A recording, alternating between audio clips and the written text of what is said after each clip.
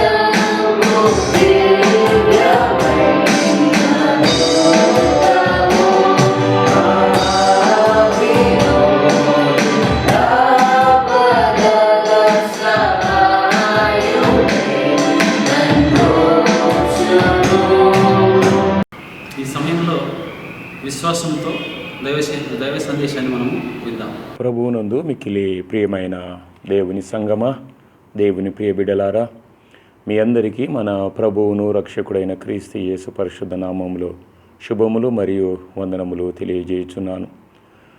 ఈ పాండమిక్ కాంటెక్స్ట్లో మీ అందరితో కలిసి దేవుని వాక్యాన్ని పంచుకోవడం అనేటువంటిది నాకెంతో ఆశీర్వాదకరం. ఎట్టి అవకాశాన్ని నాకు అనుగ్రహించినటువంటి దేవునికిని, నన్ను ఆహ్వానించినటువంటి ప్రియులు, మా శ్రేయోభిలాషులు, ఆత్మీయులు రెవరెండ్ డాక్టర్ జాన్ పాల్ రెడ్డిపోవు అన్నగారికిని, సియోను మందిరంలో ఉన్నటువంటి విశ్వాసులందరికీ క్రీస్తు యేసు నామములో శుభములు మరియు వందనములు తెలియజేయుచున్నాను. దేవుడు మిమ్ములను, మీ కుటుంబాలను దేవుడు దీవించును గాక. ప్రియా దేవుని సంగమా, ఆదుకోను దేవునితో 36 గంటలు శ్రేష్టమైనటువంటి కార్యక్రమం.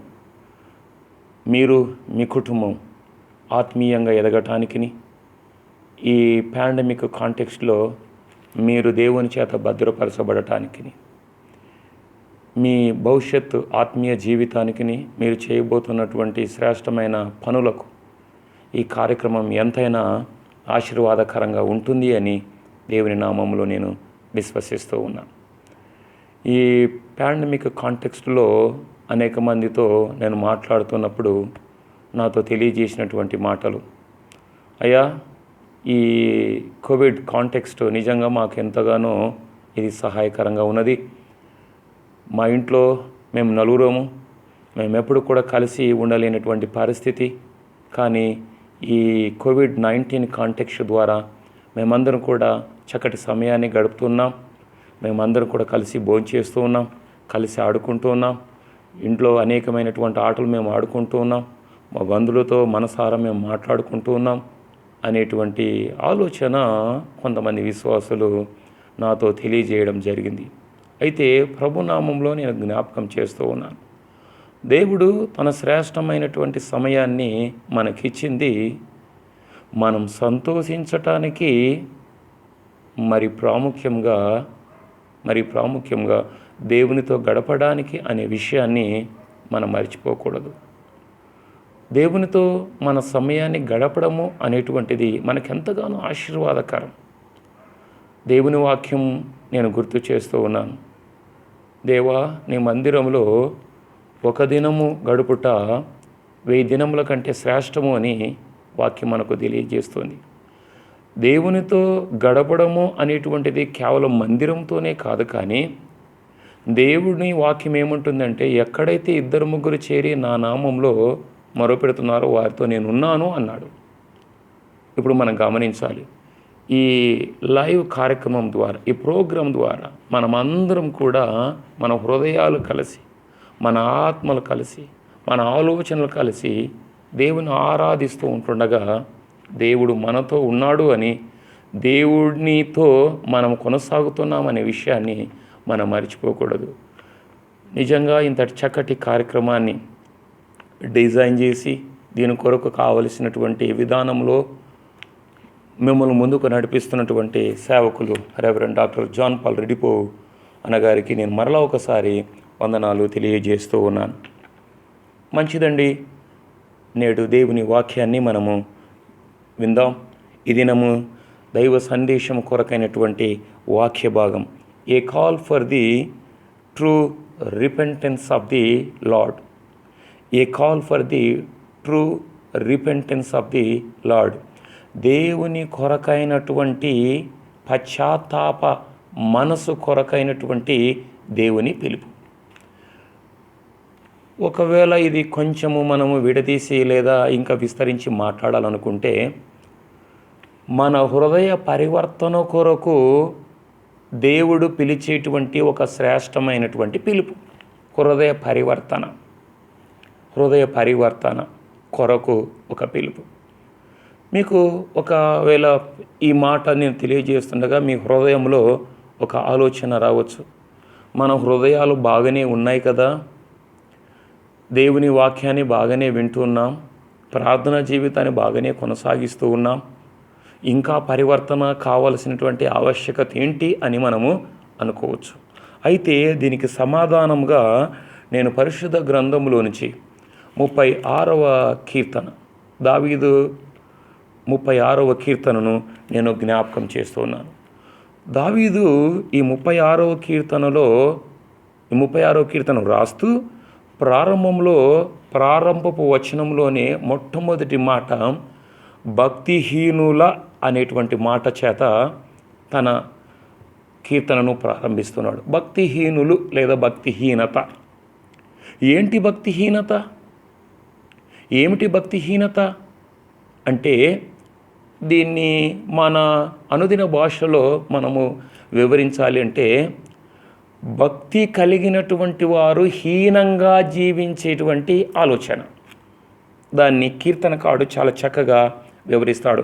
4 పాయింట్స్ ద్వారా దాన్ని కీర్తనకారుడు దావీదు దాని గురించి మాట్లాడటాన్ని మనం చూస్తాం.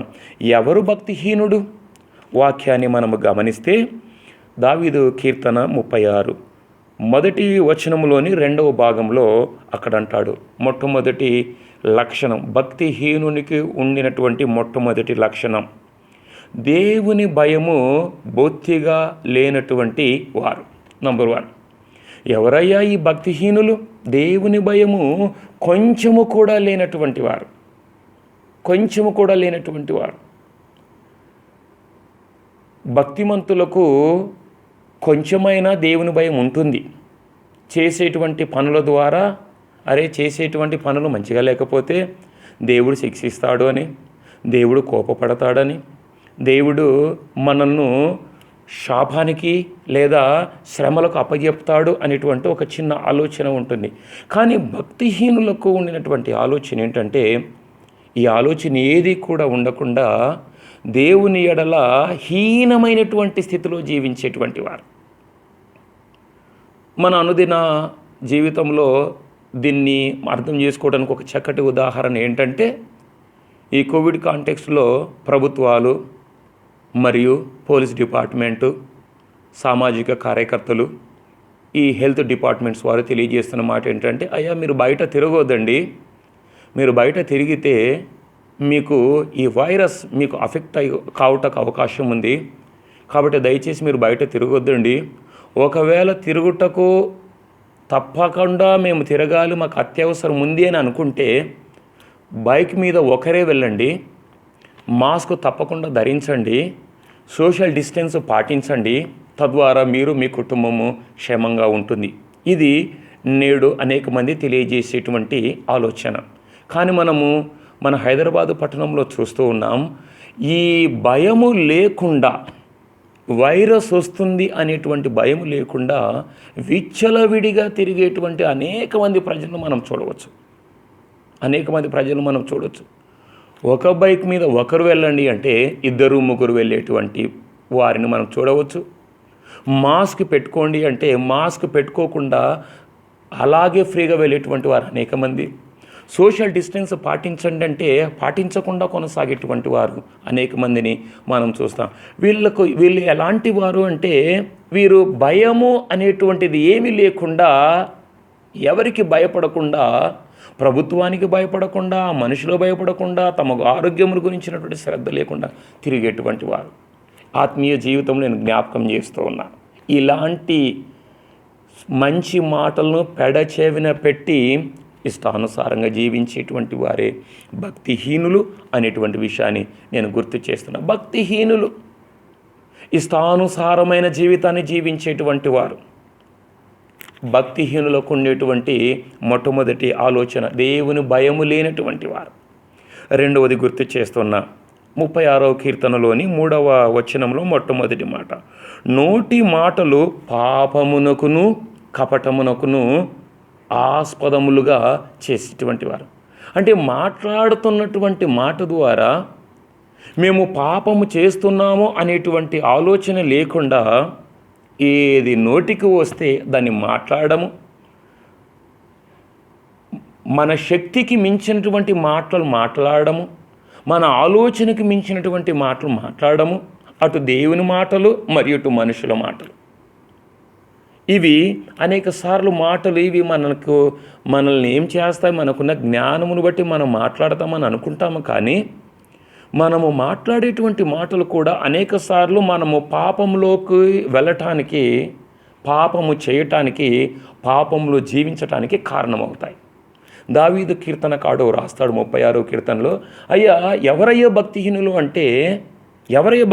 అంటే నోటి మాటల చేత పాపము చేసేటువంటి వారు భక్తిహీనులు అని రెండవ ఆలోచన గుర్తు చేస్తూ ఉన్నాడు. మూడవ ఆలోచన గుర్తు చేస్తున్నా. 3వ వచనం 2వ భాగంలో అక్కడంటాడు, బుద్ధి కలిగి ప్రవర్తింపక మేలు చేయవాడు మానివేసి ఉన్నాడు. జ్ఞానము కలిగి జీవించడము పోయి జ్ఞానము లేకుండా సహాయము చేయటానికి మనస్సు ఉండినప్పటికీ, సహాయము చేయడానికి అవకాశం ఉండినప్పటికీ సహాయము చేయకుండా అనేక మందికి కీడు చేసేటువంటి వాడు. కానీ దావీదు భక్తుడు రాస్తాడు, మేలు చేయని వాడు అంటే కీడు చేసేటువంటి వాడు భక్తిహీనుడు. వాక్యం వింటున్న ప్రియ దేవుని కుమారుడు, దేవుని కుమార్తె, పరిశుద్ధాత్మ దేవుడు మనతో మాట్లాడుతున్నాడు. భక్తిహీనుల లక్షణాలలో 3వ లక్షణము కీడు చేసేటువంటి వాడు. మనము ఇహలోక సంబంధం ఒక మాట మాట్లాడుకుంటూ ఉంటాం. అయ్యా, ఏదైనా ఈ జీవితాన్ని కొనసాగించేటప్పుడు అవకాశం ఉంటే 10 మందికి మేలు చేయండి, ఒకవేళ అవకాశం లేకపోతే కీడు మాత్రం ఎన్నటికీ చేయొద్దండి అని మన పెద్దలు తెలియజేస్తూ ఉంటారు. మనం వింటూ ఉంటాం. మనం అనేక సందర్భాల్లో కూడా ఈ ఆలోచనలో మనము కొనసాగుతూ ఉంటాం. కానీ భక్తిహీనులకు ఉన్నటువంటి ఆలోచన ఏంటంటే, మేలు చేయడానికి అవకాశం ఉండినప్పటికీ మేలు చేయకపోగా తన పనులు ఎలాగుంటాయంటే కీడు చేసేటువంటి ఆలోచన. ఇది భక్తిహీనులకు ఉన్నటువంటి ఆలోచన. 4వ ఆలోచన గుర్తు చేస్తున్న 4వ వచనం 36వ దావీదు కీర్తన 4వ వచనం 2వ భాగంలో, కాని నడతలో నడుచువాడు. మనందరికీ దేవుడు మనం నడవవలసినటువంటి మార్గాన్ని దేవుడు నిర్ణయించి పెట్టాడు. పరిశుద్ధ గ్రంథం ఎలాంటిది అంటే, నీకు కావలసినటువంటి జీవిత విధానాన్ని నీకు తెలియజేయడానికి పరిశుద్ధ గ్రంథం వ్రాయబడింది. పరిశుద్ధ గ్రంథంలో అనేక మంది భక్తుల చరిత్రలు చదివేటప్పుడు నువ్వు ఎలాగూ జీవించాలి, ఎలాగూ జీవించకూడదు, ఎలాగూ జీవిస్తే దేవుడు ఇష్టపడతాడు, ఎలాగూ జీవించకపోతే దేవుడు ఇష్టపడడు. కీర్తన గ్రంథం నీకు జ్ఞానాన్ని, సామెతల గ్రంథం నీకు ఒక చక్కటి వివేచన కలిగి జీవించడానికి కావలసినటువంటి ఆవశ్యకత, ప్రసంగి గ్రంథం నీకు ఏది కావాలి, ఏది కాకూడదు, ఏది అవసరం లేదు, ప్రవక్తల గ్రంథాలు నీవు నీతిగా న్యాయంగా ఎలాగూ జీవించాలి అనేటువంటి విషయాలు, మనం ఎలాగూ నడవాలో మనకు కావలసినటువంటి మన జీవిత విధానాన్ని కొనసాగించడానికి కావలసిన ఆలోచన తెలియజేసేటువంటిది పరిశుద్ధ గ్రంథం. అయితే భక్తి కలిగినటువంటి వారేమో ఈ ఆలోచన ప్రకారంగా జీవిస్తూ ఉంటుండగా, భక్తి అని తెలుసుకొని భక్తిహీనంగా జీవించేటువంటి వారు ఎలాంటి వారంటే, బైబుల్ బోధలకు వ్యతిరేకంగా జీవించేటువంటి అనేక మంది. దాన్నే బైబుల్ భాషలో కీర్తనకాడు మాట్లాడతాడు, కానీ నడతలు నడిచేటువంటి వారు, దేవునికి అయిష్టకరమైన మార్గాన్ని జీవించేటువంటి వారు, దేవుడు ఒక మార్గం చెప్తే ఇంకొక మార్గంలో జీవించేటువంటి వారు, వీరి కాని నడతలు నడిచేటువంటి వారు, వీరే ఎవరంటే భక్తిహీనులు అని దేవుని వాక్యం గుర్తు చేస్తుంది. భక్తిహీనుల 4 ప్రాముఖ్యమైన లక్షణాలు మనము విన్నాం. దేవుని భయము లేనివారు, తమ మాటల చేత పాపము చేసేటువంటి వారు, మేలు చేయకపోగా కీడు చేసేటువంటి వారు, చివరిది కాని నడతలు నడిచేటువంటి వారు భక్తిహీనులు. ఇది మానవ స్వభావం. వాక్యం వింటున్న ప్రియ దేవుని కుమారుడా, దేవుని కుమార్తె, సియోను మందిరపు విశ్వాసులారా, పరిశుద్ధాత్మ దేవుడు మనతో మాట్లాడుతున్నాడు. మనల్ని మనం ఆలోచించుకుందాం. దేవుడు మనకు అనుగ్రహించినటువంటి ఈ 36 గంటలు ఆదుకుని దేవునితో మనం గడుపుతూ ఉన్నాం. ఆదుకునేటువంటి దేవునితో ఈ 36 గంటలు గడిపేటువంటి మనము మన హృదయాన్ని సరిచేసుకోకుండా, మన భక్తిహీనతను మనం సరిచేసుకోకుండా దేవునితో నువ్వు 36 గంటలు గడిపినా అది వ్యర్థమే, కానీ దానివల్ల మనకు వచ్చేటువంటి ప్రయోజనము ఏమీ లేకపోగా పైపెచ్చిది మనకు నష్టం. పరిశుద్ధాత్మ దేవుడు మనతో మాట్లాడుతున్నాడు. దేవుని వాక్యం వింటున్నటువంటి మనం ఈ లక్షణాలు ఒకవేళ మనలో ఉండి ఉంటే దేవుని భయం లేకుండా ఇంతవరకు జీవించి ఉంటే, నోటి మాటల చేత అనేక సందర్భాల్లో పాపం చేసి ఉంటే, మేలు చేయడము నువ్వు మానివేసి నిరంతరము ఇతరులకు, నీ కుటుంబ సభ్యులకు, నీ బంధువులకు, నీ స్నేహితులకు కీడు చేయటువంటి స్వభావం నీకు ఉంటే, కాని నడతలు నీవు నడిచి ఉంటే, పరిశుద్ధాత్మదేవుడు గుర్తు చేస్తున్నాడు, ఈరోజు నీ భక్తిహీనతను మార్చుకోవడానికి దేవుడు ఒక శ్రేష్టమైనటువంటి అవకాశాన్ని దేవుడు నీకు ఇస్తూ ఉన్నాడు. రైట్. అదే కీర్తన గ్రంథంలోనే కీర్తనకారుడు ఇంకా మాట్లాడుతూ, ఇంతవరకు భక్తిహీనతను గురించి మాట్లాడినటువంటి కీర్తనకారుడు దేవుని యొక్క స్వభావాన్ని గురించి మాట్లాడుతూ ఉన్నాడు. దేవుని యొక్క స్వభావాన్ని ఏమిటయ్యా దేవుని స్వభావము అంటే, దేవుడు ఎలాంటి వాడో ఇదే కీర్తనలో గుర్తు చేస్తూ ఉన్నాడు. నేను ఈ సందర్భంలో దేవుని యొక్క గుణలక్షణాల గురించి మాట్లాడాలనుకుంటున్నాను. రైట్. 36వ దావీదు కీర్తనలో 5వ వచనములు అంటాడు, ప్రభువా మేము ఇంత భక్తిహీనంగా జీవిస్తూ ఉంటుండగా, నీ భయము లేకుండా జీవిస్తూ ఉన్నాం, మా మాటల చేత పాపం చేస్తూ ఉన్నాం, మేము మేలు చేయడం లేదు, కాని నడతలు నడిచేటువంటి మా ఎడల నువ్వు ఎలాంటి స్వభావాన్ని కలిగి ఉన్నావు దేవా అంటే, నువ్వు ఎలాంటి స్వభావాన్ని కలిగి ఉన్నావు అంటే 5వ వచనంలో గుర్తు చేస్తాడు. 36వ దావీదు కీర్తన 5వ వచనం, యెహోవా నీ కృప ఆకాశమునంటుచున్నది. పరిశుద్ధ గ్రంథంలో పాత నిబంధన గ్రంథాన్ని మనం ఆలోచన చేస్తే, యూదుల ఆలోచన ప్రకారం 7 ఆకాశములు, న్యూ టెస్టిమెంట్ లేదా నూతన నిబంధన ప్రకారం ఆకాశములు ఎన్ని అని మనం ఆలోచన చేస్తే 3 ఆకాశములు. రైట్. 3 ఆకాశములు ఉన్నాయి అని మనకు తెలుసు, లేదా హీబ్రూ లేదా యూదుల ఆచార ప్రకారం 7 ఆకాశములు ఉన్నాయని మనకు తెలుసు. అని ఆకాశములు అయితే ఉన్నాయి, కానీ అవి ఎంత దూరంలో ఉన్నాయి అనేటువంటి ఆలోచన ఈరోజు వరకు మానవునికి అంతు చిక్కనటువంటి సమాధానం, మానవ ఆలోచనకు అంతు చిక్కనటువంటి పరిస్థితి. ఆ 3 ఆకాశములు ఉన్నాయి. ఎక్కడ ఉన్నాయి?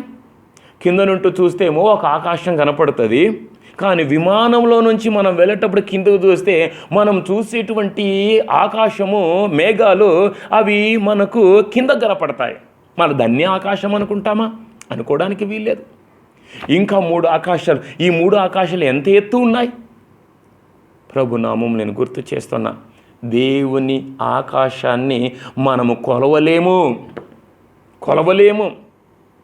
కొలవలేము కాబట్టే మన భారతీయ శాస్త్రవేత్తలు చంద్రయాన్ 2 అనేటువంటి ఒక ప్రాజెక్టును చేశారు.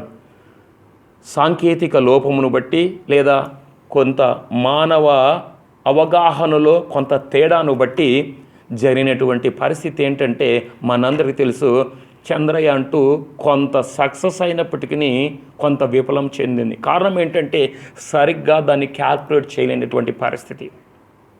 ప్రభునామం నేను గుర్తు చేస్తున్నా, చంద్రయాన్ మీదకే మన క్యాల్కులేషన్ అందడం లేదు. దేవుని ఆకాశాన్ని కొలవడానికి మనకు అంతు చిక్కనటువంటి ఆలోచన. అందుకొరకు కీర్తనకారుడు అంటాడు, ప్రభువా నీ కృప ఆకాశం అంటుచున్నది. ఇందులో నేను గుర్తు చేస్తున్నా, దేవుని కృపను మనం కొలవలేం. ఒక భక్తిహీనుని ఎడల దేవుని కృప ఎలాంటిదంటే కొలవలేనటువంటిది దేవుని కృప అని ప్రభునామంలో గుర్తు చేస్తూ ఉన్నా. 2వ దేవుని గుణలక్షణాన్ని గురించి మాట్లాడతాడు. ప్రభువా నీ సత్య సంధత్వము అంతరిక్షమునంటుచున్నది. నీ సత్య సంధత్వము అంతరిక్షమునంటుచున్నది. నీ సత్యము, నీ యొద్ద ఉన్నటువంటి సత్యం ఎలాంటిది ప్రభువా అంటే ఇది అంతరిక్షమునంటుచున్నది. అంతరిక్షాన్ని కూడా మనం కొలవలేం. అంటే ప్రభువా నీ సత్యము ఇంత అని మేము వివరించలేము.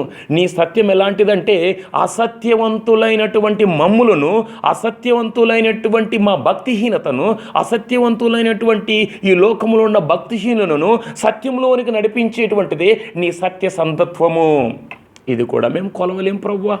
దావీదు భక్తుడు మాట్లాడుతున్నటువంటి శ్రేష్టమైనటువంటి మాట. మూడవ దేవుని గుణలక్షణాన్ని గురించి అదే కీర్తనలోనే 6వ వచనంలో మాట్లాడతాడు. ప్రభువా నీ నీతి దేవుని పర్వతములతో సమానం. దేవుని పర్వతములతో సమానం. ఎలాంటిదయ్యా దేవుని నీతి అంటే పర్వతములతో సమానం. పర్వతములు కొలవగలుగుతామా అండి? ఏదో చిన్న చిన్న పర్వతాలు అయితే మానవ అవగాహనలో కొంతవరకు కొలుస్తాం. పెద్ద పెద్ద పర్వతాలు మనం కొలవడానికి వీల్లేదు. రైట్. ప్రభునాములు గుర్తు చేస్తున్నా. దేవుని నీతి అంటే ఎలాంటిదంటే మనము కొలవలేము. దేవా నీ నీతి ఇంతలా ఉంటుంది, ఇంతవరకు ఉంటుంది, ఇంతవరకు ఉంటుంది మనం కొలవలేము. దేవుని నీతి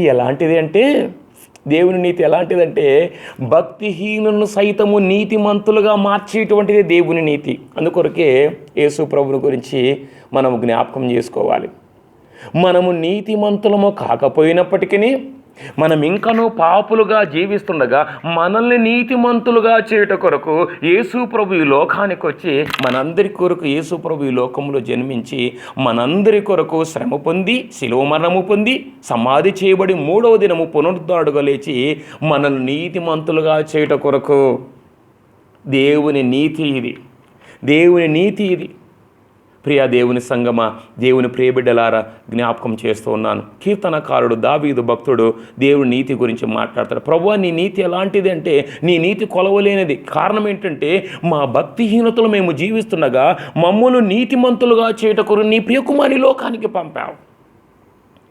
4వ దేవుని గుణలక్షణాన్ని గురించి కీర్తనకాడు మాట్లాడతాడు. అదే కీర్తన 6వ వచనము 2వ భాగంలో నీ న్యాయ విధులు మహాగాధములు. దేవుడు న్యాయవంతుడు.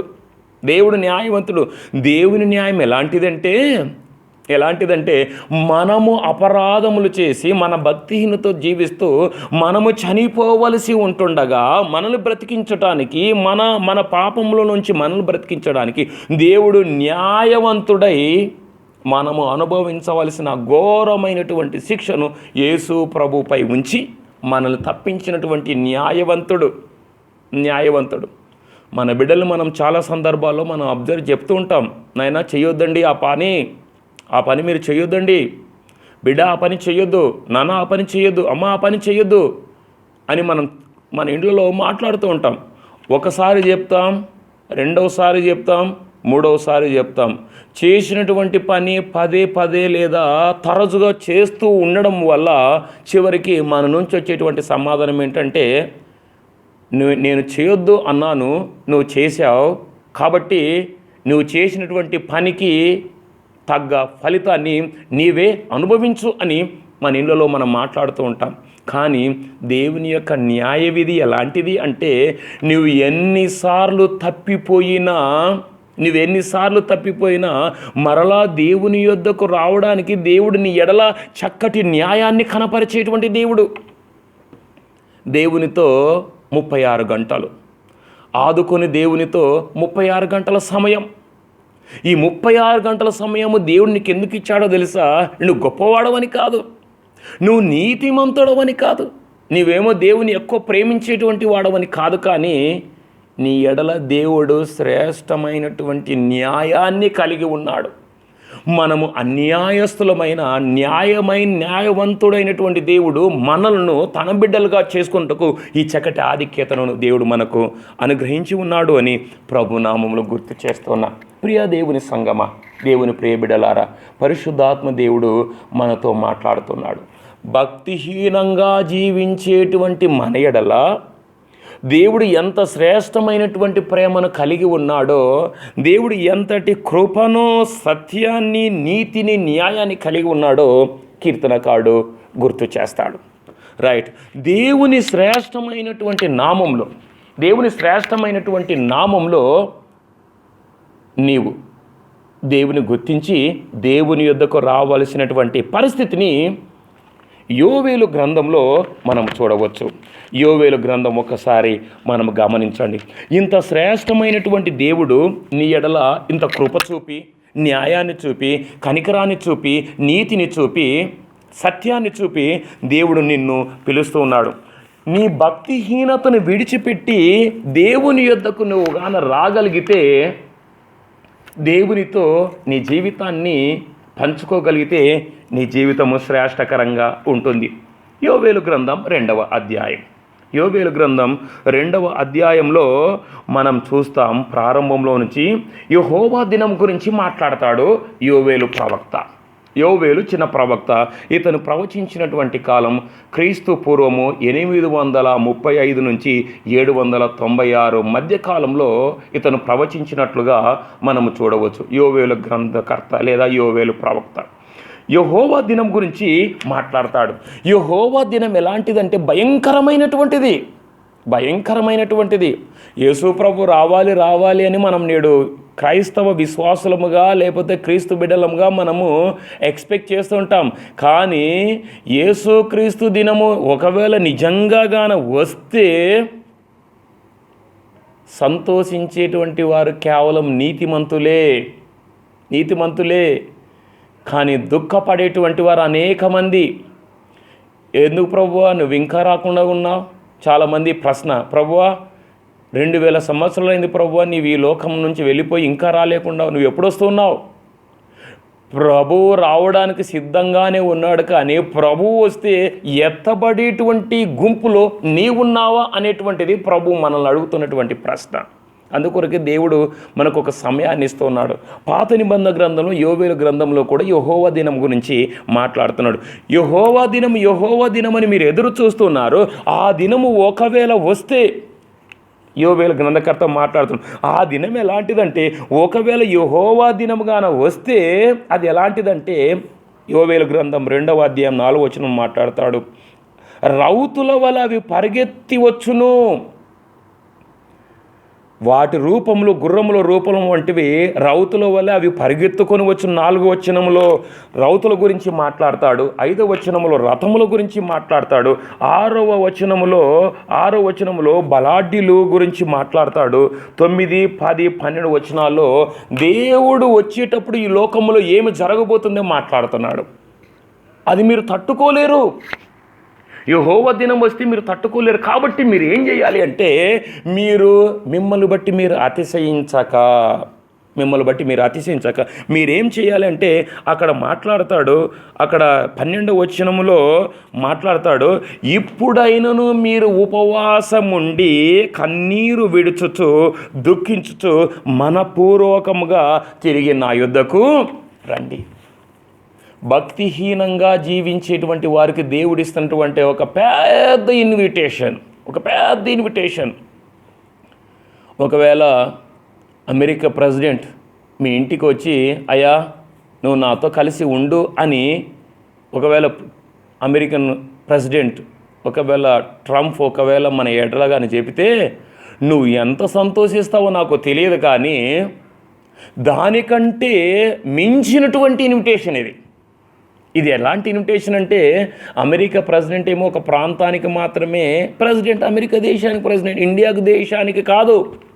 ఇండియా దేశానికి ఇంకొక ప్రెసిడెంట్ ఉన్నాడు, పాకిస్తాన్కి ఇంకొక ఆయన ఉన్నాడు, మన పక్కన ఉన్న చైనా దేశానికి ఇంకొక ఆయన ఉన్నాడు. కానీ ప్రపంచానికి ప్రెసిడెంట్ మన దేవుడు. ఆ దేవుడు అంటున్నటువంటి మాట ఏంటంటే, అయ్యా ఇప్పుడైనను మీరు ఉపవాసం ఉండి మీరేం చేయాలంటే కన్నీళ్లు విడిచి దుఃఖించుచు హృదయపూర్వకంగా నా యొద్దకు రండి. ఎంతటి శ్రేష్టమైనటువంటి ఇన్విటేషన్. ఇలాంటి ఇన్విటేషన్ ఐ థింక్ ఎవరి దగ్గర నుంచి కూడా మనము పొందుకోలేనటువంటి పరిస్థితి. దేవుని యొద్ద నుంచి శ్రేష్టమైనటువంటి ఇన్విటేషన్, నా యొద్దకు రండి. ఆయన యొద్దకు వస్తే ఆయన చేర్చుకునేటువంటి దేవుడు. ఈ కన్నీరు, దుఃఖము, హృదయపూర్వకంగా ఉపవాసం అనేటువంటిది ఏంటంటే ఒక జీవితంలో నుంచి ఇంకొక జీవితానికి నడిపించేటువంటి లక్షణాలు ఇవి. భక్తిహీనత గురించి మనం మాట్లాడుకుంటూ ఉన్నాం. భక్తిహీనుడు లోకానుసారంగా జీవించేటువంటి వ్యక్తి, తన ఇష్టానుసారంగా జీవించేటువంటి వ్యక్తి ఒకవేళ ఉపవాసం ఉండి కన్నీళ్లు విడుచుచు దుఃఖపడుచు హృదయపూర్వకంగా దేవుని యొద్దకు రాగలిగితే దేవుడు చేసేటువంటి శ్రేష్టమైనటువంటి పని ఏంటంటే వారందరినీ హత్తుకొని జీవించేటువంటి దేవుడు. మనం చక్కటి నూతన నిబంధన గ్రంథంలో చక్కటి పారబుల్ తప్పిపోయిన కుమారుని గురించి మనం వింటూ ఉంటాం.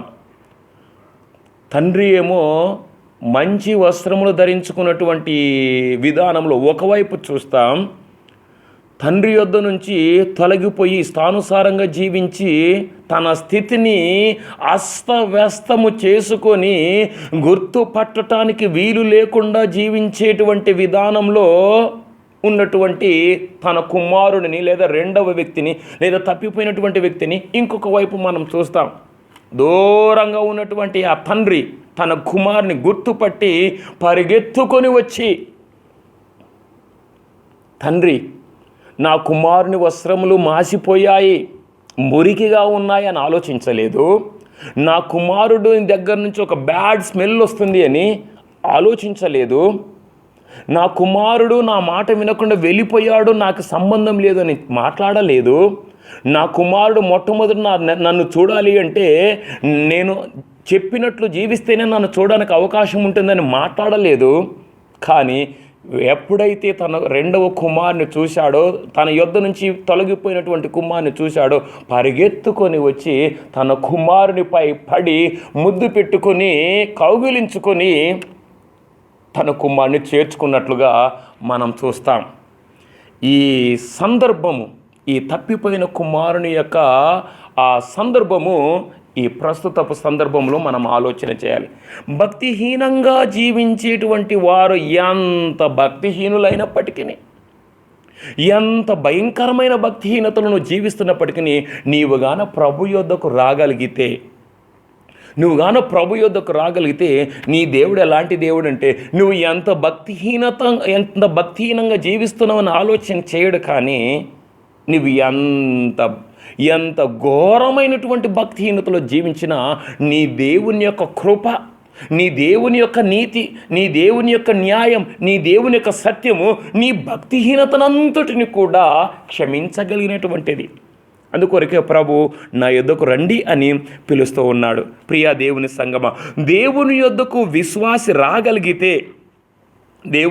విశ్వాసి ఒకవేళ రాగలిగితే, ఉపవాసం అంటే కేవలము భోజనము తినకుండా చేయడం కాదు. కానీ ఉపవాసం అనేటువంటిది సంస్కృత పదం. ఉప మరియు వాసం. ప్రభువు ఉప అంటే సమీపంలో, వాసం అంటే నివసించడం. ప్రభు సమీపంగా జీవించి నువ్వు నీ పాపములు బట్టి కన్నీరు విడుచుతూ, నీ పాపములు బట్టి ప్రభు యొద్ద వేడుకుంటూ, నీ పాపములు బట్టి మనపూర్వకంగా దేవుని యొద్ద నువ్వుగాన వేడుకోగలిగితే దేవుడు నిన్ను క్షమించేటువంటి దేవుడు, నిన్ను ఆశీర్వదించేటువంటి దేవుడు, నిన్ను చేర్చుకునేటువంటి దేవుడు. దేవుని యొద్దకు వచ్చినటువంటి వారు శ్రేష్టమైనటువంటి ఫలాలను అనుభవిస్తారు అని కీర్తన గ్రంథంలో మనము చూడవచ్చు. 36వ కీర్తన మరొకసారి మనం గమనిద్దాం. 36వ కీర్తన గ్రంథంలోంచి 36వ కీర్తన 8వ వచనాన్ని నేను చదువుతున్నాను. అయ్యా, నీ యొద్దకు వచ్చినటువంటి వారు ఎలాంటి వారంటే, కీర్తనకారుడు అంటాడు, నీ మందిరము యొక్క సమృద్ధి వలన వారు సంతృప్తి నందుతారు. రైట్. చాలామందికి ఆలోచన ఏంటంటే, ఈ పాండమిక్ తదనంతరము ఎలా ఉంటుందో పరిస్థితి, ఉద్యోగం ఉంటుందో లేదో, ఈఎంఐస్ ఎలా కట్టాలి, నా కుమారుడికి, నా భార్యకు, నా బిడ్డకు ఉద్యోగం ఉంటుందో లేదో, మళ్ళీ వివాహం చేయాలనుకుంటున్నా ఎట్టా చేయాలి, మళ్ళీ లోన్ తీరుతుందా లేదా, లేకపోతే ఎలాగుంటుందో మా భవిష్యత్ అనేటువంటి ఆందోళన అనేక మందికి నేడు ఉన్నట్లుగా మనం గమనించవచ్చు. పరిస్థితులు అలాగే ఉన్నాయి. రైట్. అయితే దేవుడు నీకు ఇస్తున్నటువంటి శ్రేష్టమైన ప్రామిస్ ఏంటో తెలుసా? దేవుని యొద్దకు నీవు వస్తే, దేవునితో నీవు ఉంటే దేవుడు నీకేమిస్తాడంట? సమృద్ధి మరియు సంతృప్తి. రెండు. ఈ రెండు చాలామందికి లేవని విషయాన్ని నేను జ్ఞాపకం చేస్తున్నా. సమృద్ధి ఉన్నటువంటి వాళ్ళకు సంతృప్తి లేదు, సంతృప్తి ఉన్నటువంటి వాళ్ళకు సమృద్ధి లేదు. కానీ దేవుడు ఇచ్చేటువంటిది ఏంటో తెలుసా? ఈ రెండు. అయ్యా, ఎవరైతే నా యొద్దకు వస్తారో, ఎవరైతే నా దగ్గర నివసిస్తారో, ఎవరైతే నా దగ్గర కన్నీళ్ళు విడిస్తారో, ఎవరైతే నా దగ్గర దుఃఖపడతారో, ఎవరైతే నా దగ్గరకు హృదయపూర్వకంగా వస్తారో, వారి ఎడల నేనేం చేస్తానో తెలుసా? నేను వారికి సమృద్ధిని మరియు సంతృప్తిని నేను అనుగ్రహిస్తా. దేవుడిచ్చేటువంటి శ్రేష్టమైనటువంటి ఆశీర్వాదం. అదే కీర్తన గ్రంథంలో ఇంకొక మాట గుర్తు చేస్తున్న 9వ వచనము 2వ భాగంలో, ప్రభువా నీ వెలుగును పొందియే మేము వెలుగుచున్నాం. దేవుడు నీకు వెలుగు గుర్తించబడడం లేదని ఆలోచిస్తూ ఉన్నావా? నన్ను ఎవరు గుర్తించడం లేదు, నా కుటుంబంలో ఎవరు గుర్తించడం లేదు, నా సంఘంలో ఎవరు గుర్తించడం లేదు, నా కంపెనీలో ఎవరు నన్ను గుర్తించడం లేదు, నా బంధువుల్లో నేను గుర్తించబడడం లేదు అని విచారిస్తూ ఉన్నావా? అయితే నీకు యోసేపు యొక్క సందర్భాన్ని నేను గుర్తు చేయాలనుకుంటున్నాను. యోసేపును తన కుటుంబంలో కూడా ఎవరు గుర్తించలేదు, కానీ దేవుడు గుర్తించాడు. దేవుడు గుర్తించి ఎక్కడ తీసుకెళ్ళాడో తెలుసా? తన ఆజ్ఞానుసారంగా జీవించేటువంటి యోసేపు, నీతిమంతుడైనటువంటి యోసేపును ఎక్కడో పాడుబడినటువంటి బావిలో వేస్తే అక్కడి నుంచి ఈజిప్టు దేశానికి తీసుకెళ్ళి ఫరో తదనంతరం ఒక శ్రేష్టమైనటువంటి రాజుగా ఉండటానికి దేవుడు నడిపించాడు. దేవుడిచ్చేటువంటి వెలుగు అది. మనుషుల వెలుగును మీరు చూడొద్దండి. మనుషుల యొక్క దాన్ని ఏమంటాం, ఆ మెప్పును మీరు ఎక్స్పెక్ట్ చేయొద్దండి. మనుషులు మన ఎదుట మనల్ని మెచ్చుకుంటారు, మనం వెళ్ళిన తర్వాత మరలా మనలను గురించి చెడుగా మాట్లాడేటువంటి మానవ స్వభావం. Don't expect honour from people. ఈ ప్రజలు చాలా మనమున్నప్పుడు ఒకటి, మనం లేనప్పుడు ఒకటి మాట్లాడేటువంటి వారు. కానీ దేవుడు ఏమంటాడు తెలుసా? అయ్యా, మీరు నా దగ్గరకు వస్తే నేను మీకు ఏమిస్తానయ్యా అంటే, నేను మీకు వెలుగునిస్తా.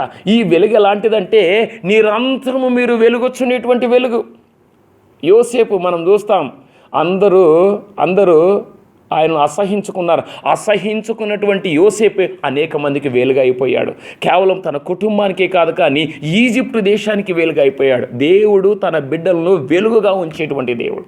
అందుకొరకు యోహాను సువార్తలు అంటాడు, నన్ను వెంబడించువాడు చీకటిలో ఉండక వెలుగై ఉండును. నువ్వు వెలుగుగా ఉండాలని దేవుడు ఆశ కలిగి ఉంటున్నాడు. నువ్వు వెలుగుగా ఉండుట కొరకే దేవుడు నేను ఇంతవరకు ఈ పాండమిక్ టైంలో కూడా దేవుడు నిన్ను, నీ కుటుంబాన్ని దేవుడు నడిపిస్తున్నాడు అని ప్రభు నామంలో నేను గుర్తు చేస్తున్నా. ఇంకొక మాట, చివరి మాటను గుర్తు చేసి నేను ఈ వాక్యాన్ని ముగిస్తాను. యోవేలు గ్రంథం 2వ అధ్యాయం 19వ వచనంలో ఇంకొక మాట నేను గుర్తు చేస్తున్నా. ఇకను అన్యజనులలో మిమ్మను అవమానాస్పదముగా చేయక మీరు తృప్తి నొందునంతగా నేను ధాన్యమును, క్రొత్త ద్రాక్షారసమును, తైలమును మీకు పంపించేదను. యోవేలు గ్రంథం 2వ అధ్యాయము 19వ వచనంలోని 2వ భాగంలో, మీరు తృప్తి నొందుదురు, నేను మీ కొరకు క్రొత్త ధాన్యమును, క్రొత్త ద్రాక్షారసమును, తైలమును మీకు పంపించేదను. మరలా గుర్తు చేస్తున్న అనేక మంది విశ్వాసులకు నేడున్నటువంటి ఆలోచన ఏంటంటే, ఈ పాండమిక్ తదనంతరం ఎలాగుంటుందో, ప్రపంచపు యొక్క భవిష్యత్ ఎలాగుంటుందో, మా కుటుంబం యొక్క భవిష్యత్, మా బిడ్డల యొక్క భవిష్యత్తు అని చాలామంది ఆందోళన చెందుతున్నటువంటి పరిస్థితి. ప్రభునామమును గుర్తు చేస్తున్న, దేవుని యొద్ద జీవించేటువంటి ప్రజలకు దేవుడిచ్చేటువంటి బ్లెస్సింగ్ ఏంటో తెలుసా? అంత క్రొత్త జీవితమే. అంతా అయిపోయింది అని మనం అనుకున్నప్పటికీ మన జీవితాన్ని మరలా నూతన పరిచేటువంటి వాడు మన దేవుడు. నూతనమైనటువంటి దాన్ని చేసేటువంటి దేవుడు మన దేవుడు. వాక్యాన్ని నేను ముగించాలని నేను ఇష్టపడుతున్నా. ప్రభునందు ప్రియ దేవుని సంగమా, దేవుని ప్రియ బిడ్డలారా, ఈ 36 గంటలు దేవునితో మనము గడిపేటువంటి సమయంలో ప్రభునామం నేను గుర్తు చేస్తున్నా. ఒకసారి మనల్ని బట్టి మనం ఆలోచించుకుందాం. ఎక్కడైనా మన జీవితంలో భక్తిహీనతకు మనం చోటిచ్చామా? ఒకవేళ మన భక్తిహీనతకు మనము చోటు ఇచ్చి ఉంటే దేవుని యొద్దకు మనం వద్దాం. దేవుడు ఎలాంటి దేవుడు అంటే కృపగల దేవుడు, మనల్ని ప్రేమించేటువంటి దేవుడు, న్యాయవంతుడు, సత్యవంతుడు, నీతిమంతుడు. ఈ దేవుని యొద్దకు మనం వస్తే మనల్ని క్షమిస్తాడు. మనము ఎలాగో దేవుని యొద్దకు రావాలి అంటే పశ్చాత్తాప మనసుతో, కన్నీరు విడుస్తూ, దుఃఖిస్తూ దేవుని యొద్దకు వచ్చి మనం ఒప్పుకుంటే దేవుడు మనకు అనుగ్రహించేటువంటి శ్రేష్టమైనటువంటి ఫలములు, సమృద్ధి, వెలుగు మరియు తృప్తి. వాక్యాన్ని ముగిస్తున్న మీరందరూ కూడా ఈ ఆదుకునే దేవునితో 36 గంటల సమయాన్ని వెచ్చిస్తున్నటువంటి మీరందరూ కూడా మీ భక్తిహీనతలో నుంచి మీరు పరిశుద్ధపరచబడి దేవుని యొక్క శ్రేష్టమైనటువంటి కృపలో, ప్రేమలో, ఆయన న్యాయంలో, సత్యములో కనికరింపబడి దేవుని యొద్దకు వచ్చి దేవుని యొద్ద మీ పాపములు ఒప్పుకొని మీరందరూ కూడా సమృద్ధిని, వెలుగును మరియు తృప్తిని పొందుకొని ఈ లోకంలో జీవించాలని నేను ఆశ కలిగి ఉంటున్నాను. అటువంటి కృప, అటువంటి నడిపింపు పరిశుద్ధాత్మ దేవుడు మీకు అనుగ్రహించునుగాక. మరలా ఒకసారి ఇంతటి చక్కటి అవకాశం నాకు ఇచ్చిన దేవునికి, ప్రియులు, పెద్దలు, ఆత్మీయులు రెవరెండ్ డాక్టర్ జాన్ పాల్ రెడ్డిపో అన్నగారికి మరియు వాక్యం వింటున్న మీ అందరికీ కూడా నా హృదయపూర్వక వందనములు. దేవుడు మిమ్మల్ని, మీ కుటుంబాలను దీవించునుగాక. God bless you. ఇప్పటి వరకు విన్న వాక్యాన్ని బట్టి మనం చివరికి ఒక ప్రార్థన చేసుకుందాం. అందరు కళ్ళు మూసుకున్నట్లయితే ప్రార్థన చేసుకుందాం. పరిశుద్ధుడా, ప్రేమ కలిగిన తండ్రి, కృపగల దేవ, దయగల యేసయ్య, వందనాలు, స్తోత్రాలు తండ్రి. ప్రభువా, మరి విన్న వాక్యాన్ని బట్టి నాయన ప్రభువా, మరి మమ్మలను మీ యొక్క మార్గంలో నడిపించండి, రక్షించండి, కాపాడండి, ముందుకు నడిపించండి. ప్రభువా, మీ సంఘంలో మీ విశ్వాసులుగా, నాయన మీ సమాజంలో విశ్వాసులుగా ముందుకు కొనసాగుటకు మాకు శక్తిని, బలమును, విశ్వాసమును, మరి దృఢమైన సంకల్పము దయచేయమని యేసు పరిశుద్ధ నామంలో వేడుకొనుచున్నాము తండ్రి. ఆమేన్.